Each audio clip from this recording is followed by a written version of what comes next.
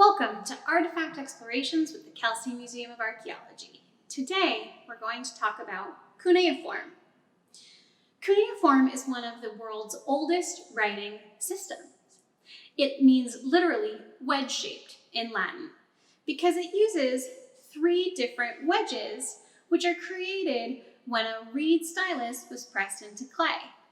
Vertical, horizontal, and diagonal wedges make up the symbols that we see on these cuneiform tablets.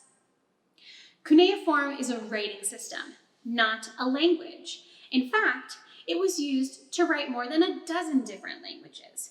Mostly, we see Akkadian and Sumerian, though. Used from around 3200 BCE through the 1st century CE, cuneiform was developed out of an earlier system known as pictograms, which we can see on our stamp and cylinder seals. Cuneiform was developed in Uruk as a bookkeeper's tool. The earliest documents that we see are economic in nature: bills of sale, taxation, property records. However, soon, with the spread of cuneiform, we begin to see medical and astrological texts, personal letters between kings, great works of literature, and even the rules to one of the oldest board games.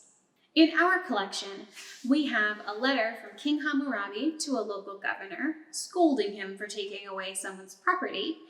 We have a rental agreement between two women, and we have some medical texts as well.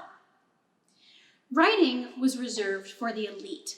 Not everyone could read and write. In fact, the ancient literacy rate is estimated to be about 1%.